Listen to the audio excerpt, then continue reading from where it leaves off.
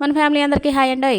మీరు ఇంట్లో నెయ్యి తయారు చేసుకుంటారా లేదా బయట కొనుక్కొచ్చుకుంటారా? నేనైతే ఇంట్లోనే చేసుకుంటానండి. ఇంట్లో నెయ్యి చేసుకుంటాను కదా అని మనకి పాడి గేదెలు ఏమి లేవు. రోజు తోటలోంచి వస్తాం కదా, ఆ తోటలోంచి వచ్చే దారిలోనే మనకు తెలిసిన పిన్ని గారి ఇల్లు ఒకటి ఉంది.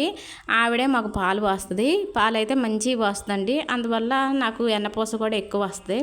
రోజు పాలు తెచ్చి కాగబెట్టుకొని తోడేసి ఫ్రిడ్జ్లో పెడితే పైన మేగడ మంచిగా గట్టిద్ది. మేగడ తీసి దాచిపెట్టేసుకొని, అంటే దాచిపెట్టుకోవడం అంటే ఒక బాక్స్లో పెట్టి ఫ్రిడ్జ్లో పెట్టేసి 10 రోజులకి 15 రోజులకి ఇలా వెన్నపూస తీసుకుంటాను. ఇక ఇలా వెన్నపూసని చాలామంది మిక్సీలో మేగడేసి మిక్సీ పడతారు. నాకెందుకో అలా నచ్చదు. ఇలా గిన్నెలో వేసి తిప్పుతూ ఉంటే వెన్న వచ్చేసిద్ది. ఇక 2-3 సార్లు కడిగేసి కరగబెట్టుకుంటున్నాను. ఇక్కడ మీకు ఒక చిన్న చిట్కా చెప్తాను. వెన్న పూర్తిగా కరిగి నెయ్యి తయారైపోయిన తర్వాత కొద్దిగా మెంతులు వేస్తే నెయ్యి మంచి వాసన వస్తుంది. ఈ వీడియో నచ్చినట్టయితే లైక్ కొట్టండి అబ్బా ప్లీజ్.